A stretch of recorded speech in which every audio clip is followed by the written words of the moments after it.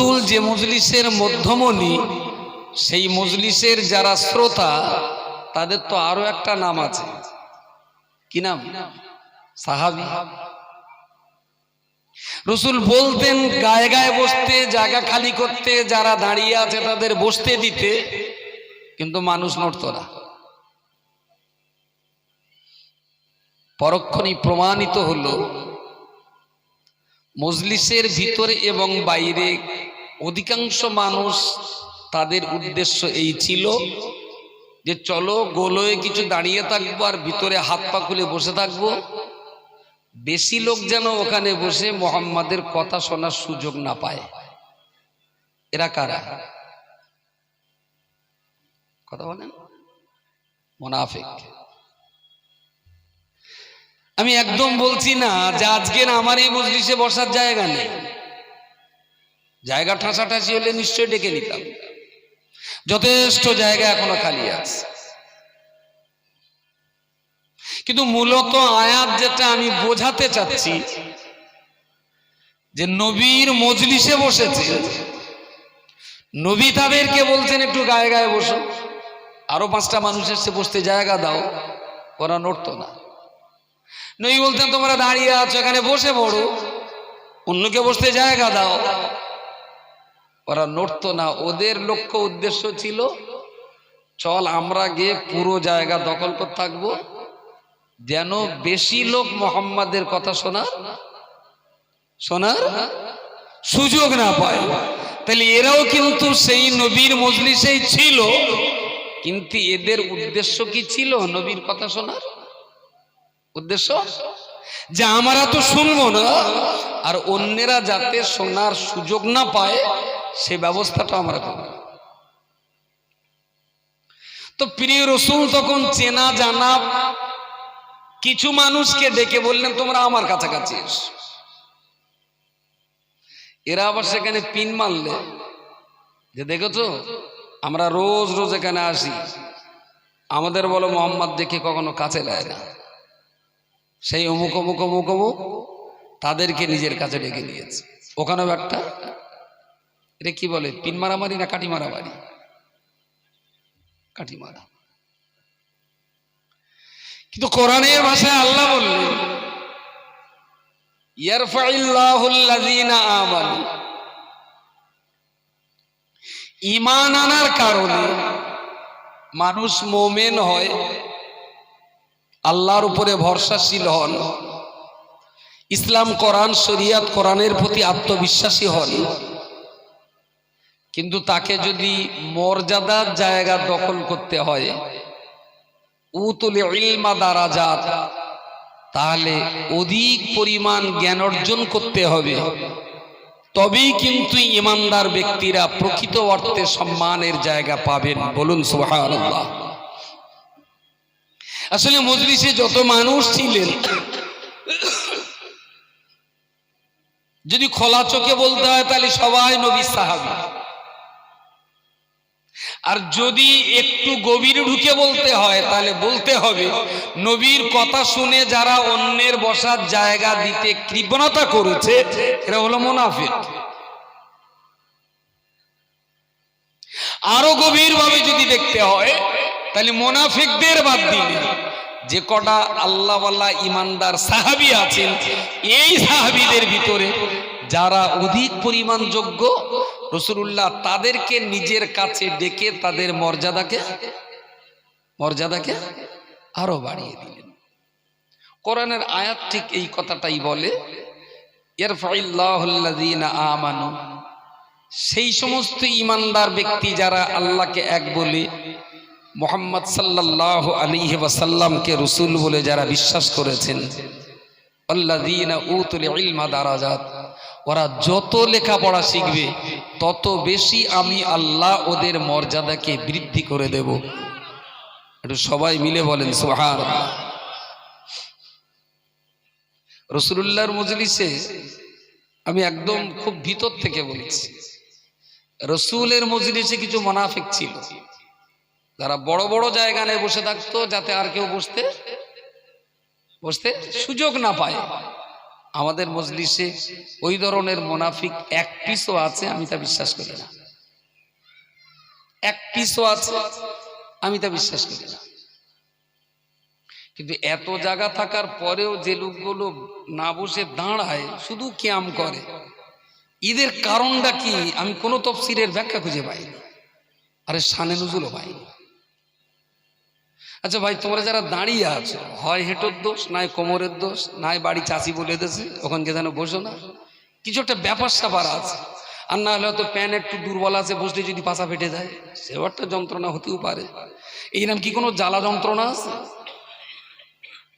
আচ্ছা আমি যে বলছি কাদের জন্য বলছি বলে মনে হয় ওরা কি বুঝতে পারছে? হ্যাঁ, ওরা বলে বুঝতে পারছে না যে কাদের বলতেছে থেকে জানি আমাদের নাকি। প্লিজ আমি সবাইকে বলছি, একটা লোক দাঁড়াবেন না, সিট ডাউন। হ্যালো হ্যালো জামাই বাবু, ডোন্ট মাইন্ড, বুকে হাত বেঁধে লাভ নেই, বসুন প্লিজ। খালু দাড়ি চুলকে চুলকে কোথায় যাচ্ছে? ব্যামো এইদিকে এসো, ওদিকে কি মারাতে যাচ্ছে? আমি খুব দেখেছি, আমি এই খিস্তি খাস্তা করা আমার অভ্যাস না, কিন্তু দেখেছি একটু চড়া ভাষার খিস্তি টিস্তি দিলে না মানুষ তাড়াতাড়ি বোঝে। বুঝতে পারেননি? অমুক সাহেব অমুক সাহেব অমুক সাহেব বাড়ি আছেন, উত্তর দেয় না, বউটা বলে দেখতে যাও, তাহলে আমার সাহেব বলতে দাম বেড়তে। যেই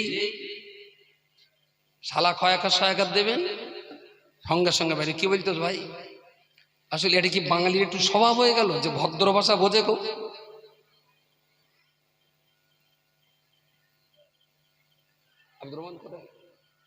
স্বেচ্ছা এই কামাল একদিন স্বেচ্ছাসেবক কাটা ওখানে দুটো দাঁড় করিয়ে দিত, দুটো লোক ওখানে এক জায়গায় না দাঁড়ায়, আসলে এখানে বসাই লাগে, দুটো স্বেচ্ছাসেবক দেবে যেন কেউ না দাঁড়ায়। আর যদি বলে কোমরের দোষ, স্টেজে তুলে দিবি, ওখানে কেমন থাক করা আছে ওখানে বসবে। যাক, আমি যে কথাটা নিয়ে আলোচনা করছিলাম, ইয়ারফাইল্লাহুল্লাযীনা আমানু আল্লাযীনা উতুল ইলমা দারাজাত, যারা ঈমান এনেছে এবং সেই ঈমানের পাশাপাশি যারা লেখাপড়া শিখে জ্ঞান অর্জন করেছেন, সাহাবীদের ভিতর দিয়ে যোগ্য বিজ্ঞদের নবী পাশে ডেকে নিলেন, তাদের মর্যাদা বৃদ্ধি পেল। ঈমান আনার পরে যদি ভালো জ্ঞানী হওয়া যায়, আল্লাহ বলেছেন এই সমস্ত জ্ঞানীদের মর্যাদা উতুল ইলমা দারাজাত, আমি আল্লাহ অনেক উচ্চ জায়গায় তাদের মর্যাদা বাড়িয়ে থাকি। আরো একবার বলুন সুবহানাল্লাহ, একটু সবাই মিলে বলেন সুবহানাল্লাহ। মর্যাদার এই জায়গা দখল করার জন্য কসম খোদার বলছি, এই জায়গাটায় আজকে বসেছি, যদি এখানে রজওয়ালি সাহেব টাকার হিসাব করে বসাতো যে যত লোক খাদিজায় আসবে সবচেয়ে বড় লোকগুলো সিরিয়াল ধরে ধরে এখানে বসানো হবে, তাহলে আমার চান্স হতো বলে মনে হয়? যদি বড় লোক সিরিয়াল করে বসানো হয় চান্স? আচ্ছা যদি রজওয়ালি সাহেব দেখতেন যে না, খাদিজা চালাতে গেলে তো টাকার দরকার, যাদের ইট ভাটা যত বেশি তাদের আগে স্টেজে জায়গা দিতে হবে মাইকে, যার 17টা ইট ভাটা সে আগে বলবে, যার 15টা ইট ভাটা সে তারপর বলবে, যার 13টা ইট ভাটা তারপরে সে বলবে। যদি ইট ভাটা হিসেব করে এখানে বসানো হতো তারিখে আমার জায়গা ছিল? হ্যাঁ জোরে বলেন। যদি জলকার হিসেব করে বসাতে হতো? হ্যাঁ, শুধু আমার একটা জায়গায় আছে, যদি ছেলে হিসেব করে বসায় তাহলে 1 থেকে 5-এর ভেতরে আমি জায়গা পাবো, আমার 6টা ছেলে আছে। বাকি গাড়ি বাড়ি জলকর ভাটা সোনা দানা, যদি অর্থের দিকে তাকিয়ে যারা অর্থনীতিতে অনেক এগিয়ে তাদেরকে স্টেজে ওয়াজ করতে দেওয়া হবে, যদি এই রকম সিরিয়াল আসতো তাহলে এ জায়গায় আমার জায়গা হওয়ার কথা না। তাহলে খুব কিঞ্চিত পরিমাণ হলেও কোরআনের 2টো আয়াত আর হাদিসের একটা বাক্য জানি বলেই আমাকে এখানে চান্সটা দেওয়া হয়েছে।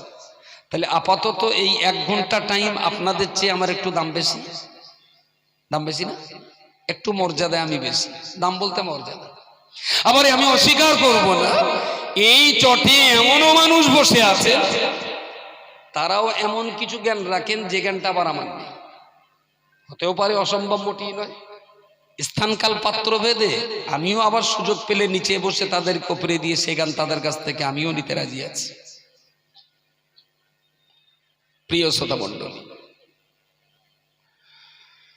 কোরআন শরীফের আরেকটি আয়াত আপনাদেরকে শুনিয়েছিলাম, আহাল্লাল্লাহুল বাইআ ওয়া হাররামার রিবা। আল্লাহ বলেছেন আমি তোমাদের অর্থনীতিকে মজবুত করার জন্য দুটো কাজ বলছি, একটা হলো ব্যবসা আর একটা হলো সুদ। ব্যবসা করলেও যেমন টাকা বাড়ে, সুদি কারবার করলেও টাকা বাড়ে। তো টাকার পরিমাণ বৃদ্ধি করার জন্য দুটো লাইন আছে, বিজনেস আছে আর সুদ পলিসি আছে, ইন্টারেস্ট পলিসি। আল্লাহ বললেন এই দুটো পদ্ধতিতে টাকা বাড়ানো যায়। তো আমি আল্লাহ তোমাদের বলছি, আহাল্লাল্লাহুল বাইআ, কেনা বেচা করে টাকা বাড়ানোর পদ্ধতিটাকে আমি তোমাদের জন্য জায়েজ করেছি। ওয়া হাররামার রিবা, আর সুদি পদ্ধতির মধ্য দিয়ে টাকা বাড়ানোর এই সিস্টেমটাকে আমি আল্লাহ তোমাদের জন্য হারাম করে দিয়েছি। তাহলে টাকা কিন্তু ব্যবসাতেও বাড়ে, সুদেও বাড়ে। কিন্তু যারা আল্লাহ মাননেওয়ালা তারা টাকা বাড়াবে কোনটায়? কথা বলেন, ব্যবসা বাণিজ্য। এই ব্যবসা বাণিজ্যে প্রচুর লাইন আছে, বহু লাইন ধরে আপনি ব্যবসা বাণিজ্যে টাকা বাড়াতে পারেন। আর আজকের দিনে তো গ্লোবালাইজেশন, এখানে বসে আপনি পৃথিবীর একেবারেই উল্টো প্রান্তে আপনি ব্যবসা করতে পারেন। সমস্ত কিছু অনলাইনের মাধ্যমে চলবে। প্রিয় শ্রোতা বন্ধু, খাদিজাতুল কুবরা বালিকা মাদ্রাসা এতিমখানা সূচনা লগ্নে আমরা খুব শখ করে নাম দিয়েছিলাম খাদিজাতুল কুবরা। এত বড় নাম তো অনেকে বলতে পারে না, জিজ্ঞেস করে কোথায় যাচ্ছিস, বলে খাদিজায় যাচ্ছি। এরকম হয়ে গেছে না খানিকটা, খানিকটা বলে এরকম হয়ে গেছে। খাদিজার সভা কবে? অমুক তারিখে। আম্মাজান খাদিজাতুল কুবরা রাদিয়াল্লাহু তাআলা আনহা, তিনি হলেন রাসূলুল্লাহর জীবনের প্রথমা স্ত্রী। তিনি প্রথমা স্ত্রী ছিলেন, এর আগে রাসূলুল্লাহ কোনো বিয়ে করেননি। এবং তিনি 40 বছর বয়সে রাসূলুল্লাহর সঙ্গে বিবাহ বন্ধনে আবদ্ধ হয়েছিলেন। 50 বছর বয়সে রাসূলুল্লাহর যখন বয়স 40, খাদিজার বয়স তখন 55। তার মানে গড় হিসাব করলে আম্মাজান খাদিজাতুল কুবরা রাদিয়াল্লাহু আনহা রাসূলুল্লাহর সহচর্যে থাকার সুযোগ পেয়েছিলেন 25 বছর।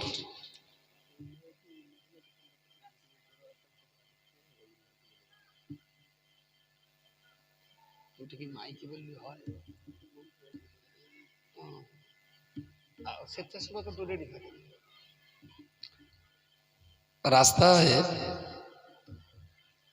মায়েদের বেশ কিছু অবাধ বিচরণ হচ্ছে। আর এখন অবশ্য আমাদের হিন্দু ভাইদের কালী পুজো চলছে, তো আবার ভুল করে তারা আবার এত অনেক ঢুকে যায়নি, তো জালো টালো জন্তেছে মানে তেন এখানে একটা পুজো হচ্ছে, চল ঘুরিয়ে আসি। মুসলমানের মেয়েদের তো অবাধ বিচরণ হওয়াটা তো উচিত না, উচিত না। কিন্তু ঘোষবাড়িটা চালাচ্ছে আবার এরাই খানিকটা, সেটাও অস্বীকার করা যাবে না। তো যে সমস্ত মায়েরা, বেটিরা, বোনেরা রাস্তায় অবাধ অশালীন যাওয়া আসা করছেন, আমি অনুরোধ করছি আপনাদের এই অবাধ বিচরণটা না হয় কাম্য, এমনটা করবেন না। আর স্বেচ্ছাসেবক যারা আছেন একটু যদি সজাগ থেকে বলেন, আশা করছি এটা কমবে। আর এমনটা হওয়া মাদ্রাসার জন্য, আমাদের মজলিসের জন্য বেশ খানিকটা ইজ্জতের মামলা। এই ঘোষণাটা করতেও আমার লজ্জা পাচ্ছে, তাই না? একটা মাদ্রাসার ইসালে সওয়াবে মেয়েদের অবাধ বিচারণ যাতে না হয় তার জন্য ঘোষণা হওয়াটাও লজ্জাজনক। এমনটা যেন আমাকে আর ঘোষণা করতে না হয়, আপনারা একটু সতর্ক হন। যে কথা বলছিলাম, খাদিজাতুল কুবরা রাদিয়াল্লাহু তাআলা আনহা 40 বছর বয়সে রাসূলুল্লাহর সঙ্গে তার বিয়ে হলো। 25টা বছর পিওর সময় তিনি নবীর সঙ্গে দেওয়ার সুযোগ পেয়েছিলেন।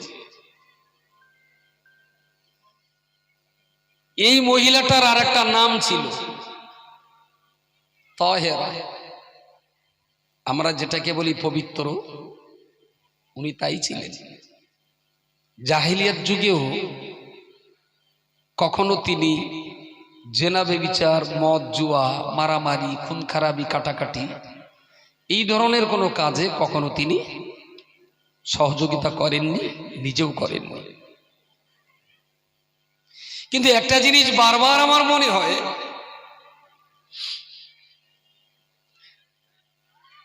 যারা মুসলিমদেরকে এই বলে গালিগালাজ করে যে ওরা মেয়েদেরকে গৃহে বন্দী করে রাখে, ইসলাম নাকি নারী জাতিকে গৃহবন্দী করে ফেলেছে, এর জন্য নাকি নারীরা খুব অসন্তুষ্ট, বিশাল অসন্তুষ্ট নাকি। আর সেই অসন্তুষ্ট বুঝতে পারে কারা? যারা অত্যন্ত লোলুপ দৃষ্টিতে নারীর অর্ধনগ্ন চেহারার দিকে তাকিয়ে থাকে, তাদের কাছে এটা খুব লজ্জাজনক। আমি আজও বলছি, যদি জ্বলন্ত আগুনে দাঁড় করিয়ে দেওয়া হয়, সেই জ্বলন্ত আগুনে দাঁড়িয়েও বলবো 2024 সালের এই নভেম্বর মাসে 1 তারিখে আমার রাজ্যে যত নারী আর পুরুষ আছে, আজও বলছি, রাস্তায় ঘুরে বেড়ানো নারী জাতির তুলনায় পুরুষ জাতিরা এদের লজ্জা সরব, মেয়েদের থেকেও পুরুষের লজ্জা অনেক বেশি। মেয়েদের তুলনায় পুরুষের লজ্জা বেশি না? আচ্ছা, বেনামাজি, বেরোজগার, মাতাল, মিথ্যাবাদী, সুদখোর, জুয়াখোর, ও যে জামাটা পরে শাক চড়ে ওঠে, ওর কি পিঠ দেখা যায়? মদ্দালো পেট দেখা যায়? কিন্তু অনেক সময় দেখবেন মেয়েরা রাস্তাঘাটে খোলা বাজারে বেড়াচ্ছে, ওই মহিলাটা ওর স্বামী, ওর লোকের কথা বাদ দেন, 2 জন স্বামী আর স্ত্রী, তো স্বামীর পা এখান থেকে এ পর্যন্ত প্যান্ট শার্টে ঢাকা, আমার হাতা এখান থেকে এই পর্যন্ত ঢাকা, তাই না স্বামীর? আর ওর যে বেড পার্টনার, তার আবার এখান থেকে, এখন আবার একটা ধ্যানাসি উঠেছে না গাঁটির উপর থেকে এখানে, তার মানে এখান থেকে আবার একটা সে কালো ধ্যানাসি বেঁধে রেখে ওটা আবার দেখাতে হবে, তো ওইটা দেখা থেকে প্যান্ট আবার এখান থেকে এই পর্যন্ত পড়েছে, তারপরে আবার এখান থেকে একটু 2.5-3 ইঞ্চি খালি, ওখান থেকে আবার এটা ঢেকেছে, আবার এখান থেকে এইটা পুরো খালি। তার মানে আমার হিসেব বলছে পুরুষ তার দেহ 90% ঢেকে রাখে, আর ওর স্ত্রীটা ওর দেহ খুব বেশি যদি ঢেকে রাখে 70% ঢাকা না লালগা, 60% এর বেশি হবে না ঢেকে রাখাটা।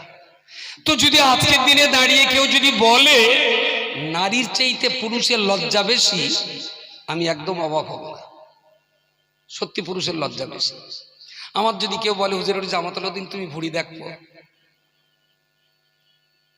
আচ্ছা আমার না লজ্জা বেশি, এর ভিতরে কেউ দেবে 10 টাকা দেবে, এই জামা অচু করে এই পর্যন্ত লুঙ্গি আছে, এখান থেকে মন্ত্র একটু ভুড়ি দেখবে, নাভির উপরে এখান থেকে এই পর্যন্ত যদি 10টা মদ্দলোক দেখে কোনো গোনা হবে না। নাভি থেকে এটা হাঁটু থেকে নাভি ঢাকা ফরজ, কিন্তু এই অঙ্গটা কোনো মদ্দালোকে দেখাবে এত লোকের সামনে?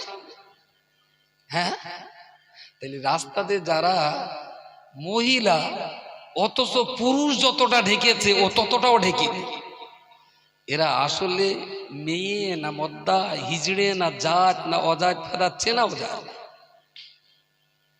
নারী হলে তার তো একটা মিনিমাম লজ্জা শরম থাকা উচিত, যে মদ্দা লোক যতটা ঢেকেছে আমি অন্তত ততটা অন্তত ঢেকি,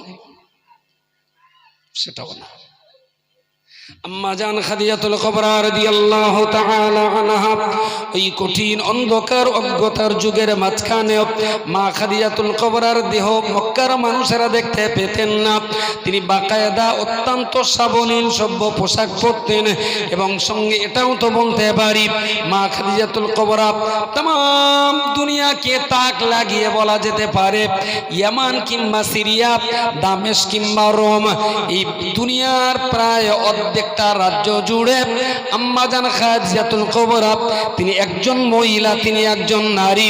ওই সাবলীল পোশাক পরে তিনি দুনিয়ার প্রান্ত থেকে ও প্রান্ত পর্যন্ত বাকায়দা তিনি ব্যবসা বাণিজ্য করেছেন। রাসূলুল্লাহ প্রথম খাদিজার সঙ্গে এলেন, খাদিজার কাছাকাছি হলেন কিসের সুবাদে? খাদিজার ব্যবসার সুবাদে। খাদিজার ব্যবসাটা দেখাশোনা করতে ওটা ম্যানেজার লাগে। খাদিজা তো নিচেই যেতেন, কখনো ইয়ামান, কখনো সিরিয়া, কখনো রোম, কখনো দামেস্ক। পাশ্চাত্যের অনেক দেশে তো তিনি ব্যবসা করে বেরিয়েছেন তৎকালীন যুগে। এত বড় একজন বিশ্ববিখ্যাত ব্যবসায়ী, সেই খাদিজা হলেন রাসূলুল্লাহর জীবনের প্রথমা স্ত্রী। আর সেই নবীর উপরে এই অপবাদ কখনো হয় যে ইসলাম নারীর পায়ে বেড়িয়ে পড়িয়ে ফেলেছে? ওরে আমরা নারীরে বন্দি করিনি, আমরা চেষ্টা করেছি লোলুপ হিংস্র দৃষ্টির হাত থেকে নারীকে সুরক্ষা দেওয়া। বোঝা যায়নি? মেয়েরা কেন বেরোবে না? অবশ্যই বাইরে যাবে। কে বলেছে মেয়েরা বাইরে যাবে না? নিঃসন্দেহে তারা বাইরে যাবে, প্রয়োজনে যাবে। তবে কি তার দেহের ইজ্জত সম্মান মর্যাদা সুরক্ষা দিয়ে সে বাইরে যাক। কিন্তু খুবই দুর্ভাগ্য, আল্লাহ গোনা ক্ষমা করুন, আমার মাঝে মাঝে মনে হয় কিছু বোরকা আগুনে পোড়ানো উচিত, কিছু বোরকা আগুনে পুড়িয়ে দেওয়া উচিত। তোরা আবার রেকর্ড করতেছিস, সাল কালকে তো আবার হুক্কা হুয়া করবে। আমি কথা বললি না জ্বালা।